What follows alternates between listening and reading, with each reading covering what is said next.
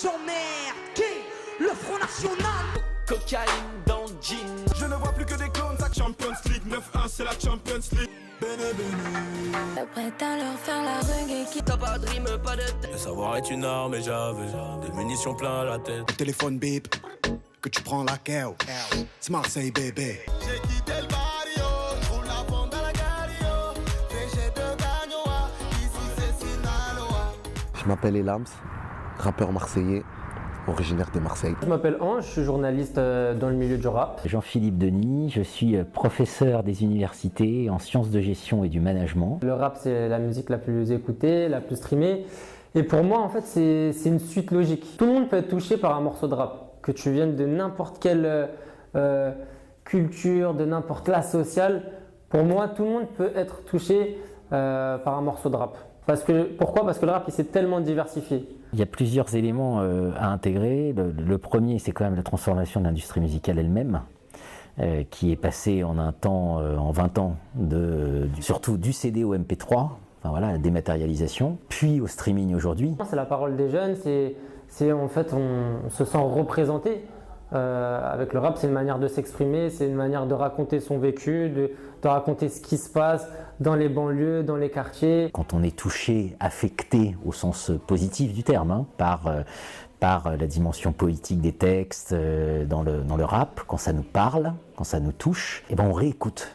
Voilà, on n'écoute pas qu'une fois, on écoute plusieurs fois, voire des centaines de fois, voire des milliers de fois. Il y a énormément de talent dans les banlieues, dans les quartiers, donc c'est important et c'est un art. À l'heure du streaming, c'est beaucoup plus important d'être écouté des milliers de fois par un même auditeur que d'être écouté une fois par 1000 ou 100 000 auditeurs. Prétoire, je l'ai écrit en prison, en cellule. Auto 800, car la juge donne des peines, elle pas réjouissante. Sans parler de des gens, frérot, comme c'est puissant. J'ai connu le fond du bureau, monté comme c'est épuisant. Je suis dans le rap maintenant, ça fait 10 ans. Y'en a que j'ai plus. Quand je suis sorti, je l'ai enregistré et j'avais pris les images, avant de sortir, j'avais pris les images de la prison et tout, des moments de vie et tout ça. C'est interdit les téléphones, bon après ça, ils ont eu les iris qui sont descendus faire des fouilles et tout, de partout, dans toute la prison et tout. On n'a pas pensé au après. On ne montre pas de couteaux, de bagarres ou quoi que ce soit. C'est des détenus qui s'évadent, qui font du sport, tranquille. C'est pas avec fierté en vrai, c'est des moments qui nous marquent tellement que tu es obligé d'en parler en vrai. Parce qu'en vrai, c'est une bêtise que tu es en train de raconter. C'est pas une fierté pour lui, juste que quand il te raconte ça, en fait, c'est qu'il veut t'expliquer pourquoi il en est arrivé là à l'heure actuelle. C'est plus pour montrer aussi le parcours, de voir je suis parti d'en bas pour arriver là où je suis actuellement. Celui qui a marqué les esprits, c'est le texte de Thomas Ravier dans la Nouvelle Revue Française sur Booba, ou le démon des images, où était employé pour la première fois de mémoire le concept de métagore. Et Thomas Ravier le décrit en disant voilà, c'est des rapprochements qui s'imposent, des rapprochements qui, a priori, qu'on ne penserait pas à faire. Et je pense que ça, cette idée de mots qui renvoient des images est très importante. Et quand il dit ça, il dit finalement c'est de la littérature, parce que la littérature, c'est la transgression de toutes les formes de hiérarchie. On est le reflet de où on a grandi, c'est pour ça qu'on parle de ça, tu vois, de la prison, des gardes à vue, tout ça, parce que c'est ce qu'on voit dans le quartier. Après, voilà, à l'heure d'aujourd'hui, je vois un peu le monde extérieur, je vois un peu ailleurs. Ça fait que mon dialogue, il change un peu. Je fais pas attention à ce que tu racontes, tu vas insulter, tu t'en fous. Par exemple, à la calache, on t'arrache la tête. Oh putain.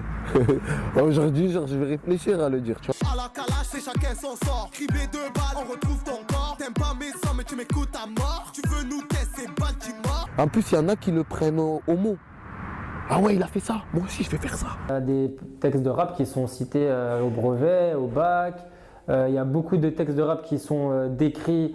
Il y a des sites très bien pour ça d'ailleurs qui te décrivent tout un texte de rap où tu peux voir beaucoup de choses très intéressantes. Moi je pense à un Nekfeu, à un Alpha One qui eux-mêmes se sont fait citer dans des textes même en philo. En philo ça bosse beaucoup aussi sur le rap. Le problème de l'argent, c'est que plus t'en as, plus t'en veux. C'est un cercle vicieux, mon frère. Alors que si tu te contentes d'un peu, bah t'es heureux avec ça. Ce sont des textes profondément poétiques, réellement poétiques. et que ma fleur du mal, c'était les fleurs du mal. Booba dit les fleurs du mal n'ont jamais fané, et il a raison. Les fleurs du mal de Baudelaire n'ont jamais fané. Ça renvoie à toute une face sombre de nos sociétés, de nos modes de vie, et que parfois on préfère ne pas voir. Voilà, Orelsan en a très bien parlé. L'incompréhension, saisir ceux qui voient leur foi dénigrée sans qu'ils aient rien demandé. La peur les persuade que des étrangers vont venir dans leur salon pour les remplacer. Le rap, il a jamais été accepté dans l'univers musical. Le rap dit tout de notre société. Généralement, quand on se met à rapper, c'est qu'on a un mal-être, qu'on a quelque chose à dire, et on a besoin de l'exprimer. Parce que c'est de la trappe, ça. Tu rappes, tu parles un peu mal, tu fais des rimes avec les insultes. Non, je rigole. Il y en a comme ça, mais après, pas forcément. Il y a de l'ego trip, tu peux rapper autrement. Ceux qui insultent, c'est qu'ils ont envie d'insulter, en fait. Très vite, les rappeurs entreprennent, ont conscience que ça ne va pas tomber du ciel. Et donc se mettent dans des démarches qui sont assez rares, ou qui étaient assez rares, qui étaient démarches l'obsession de l'indépendance, l'obsession de l'autoproduction. Écoutez une interview de Nino il n'y a pas longtemps chez Mouloud Achour qui disait que justement il voulait tout maîtriser, mais tout, d'un bout à l'autre, c'est-à-dire l'album, le concert, l'organisation de la tournée, etc. Il y a cette volonté quelque part de penser plus grand que soi, et très vite de se créer des conditions avec la certitude que finalement si on ne les crée pas soi-même, elles n'arriveront pas. C'est un révélateur et c'est aussi annonciateur de ce qui va de plus en plus attendre de plus en plus de monde. C'est le rap est en avance, hein, comme il a toujours été. Je pense notamment aux victoires de la musique où les rappeurs ne sont pas représentés. Et ça en parle depuis, mais venez, on fait quelque chose entre nous alors. Ce que mettent en scène les questions tout un tas de traditions dans le hip-hop, je pense à l'ego trip par exemple, c'est la question de la puissance. Elle s'incarne chez les rappeurs notamment sur 3 ou 4 éléments déterminants. Les voitures, Monte dans la caisse, viens on se barre quelque part dans l'Est. L'argent. Dans ce monde, si t'as pas d'argent, t'as pas de droit. Ce que nous dit Nekfeu. Quand t'as pas d'argent, dans ce monde t'as pas de droit. Les fringues. Et je m'habillerai tout en Gucci. Et les femmes. Si t'es mal payé, t'es mal gamos, t'es mal 4 roues. Si je veux dedans, je la mets toute nue. Si je veux dedans, je la mets toute nue. On vient du sentiment que finalement, tout ça, on n'y a pas droit. On n'a pas droit la voiture, la maison que je voulais. Et Dieu merci, j'ai le Wally. Portez H, la maison que je voulais.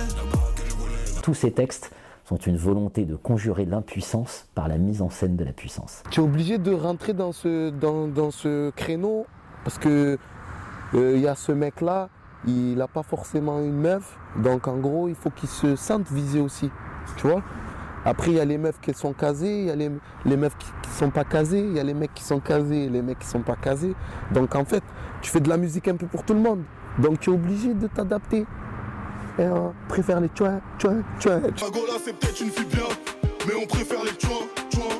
Et après, oh ma beauté, ma chérie. Ma belle, aïe.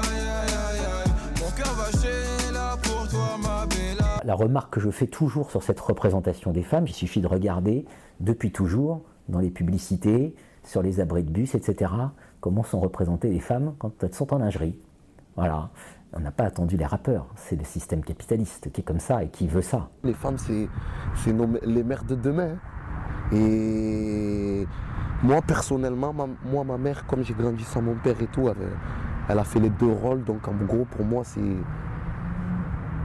c'est une force. Ma mère, c'est une force. Au fil des années, je me suis rendu compte que la meilleure manière de faire passer les concepts que j'essayais de faire passer à mes étudiants en gestion, sur les questions d'organisation, sur les questions de stratégie, sur les questions de concurrence, etc., c'était les punchlines des rappeurs. Donc première manière dont les rappeurs peuvent, les textes de rap peuvent être utiles pour éduquer, parce que mon but c'était d'éduquer des étudiants. Je suis arrivé à un moment de ma vie que je sais qu'il y a mes enfants qui écoutent les musiques et tout, il y a des enfants qui écoutent les sons et tout, donc je fais attention. Il y a vraiment cette diversification et cette transmission qui font que le rap... Mais attention, la transmission elle est encore très importante. Je pense qu'elle n'est pas encore excellente. Dans cette mise en scène du vécu, C'est un vécu d'entrepreneur, c'est un vécu de la difficulté, de réussir à se relever tout en prenant des coups. C'est encore très engagé. Après, Jam, c'est vraiment... C'est une autre époque, tu vois. Elle a tellement éduqué les gens. Je te jure, c'est trop. Jam, t'es trop quelqu'un. Tom et Jerry, c'est comme la droite et le PS, c'est la crise. Ouais, chez moi, y a plus de Haribo. Papa dit que c'est la faute à Sarko. Je vais prendre la chanson Tony Sosa de Booba. Tu peux le faire, j'en suis la preuve. C'est-à-dire, je suis un exemple. Et il disait, voilà, je suis peut-être pas exemplaire dans tous mes comportements. Mais il avait dit, en revanche, en tant qu'entrepreneur, ça c'est certain, je suis un exemple. Et je pense qu'il a raison. Il a parfaitement raison. C'est un exemple d'entrepreneur, Booba. Voilà. Et c'est pas le seul. Jul est un exemple d'entrepreneur. Nino est un exemple d'entrepreneur. Et donc là, ça éduque. Maintenant, la musique est plus ouverte. C'est bien. Comme ça, les gens... Mais il faut quand même faire attention. Il ne faut pas pervertir le monde, quand même. Alors ouais, je me la raconte, ouais, je déconne. Non, c'est pas l'école qui m'a dicté mes codes. On m'a dicté mais le rap, voilà de la boulette. Sortez les briquets, il fait trop tard dans l'hôtel. Alors ouais, je me la raconte, ouais, je déconne. Non, c'est pas l'école qui m'a dicté mes codes. On m'a dicté mais le rap,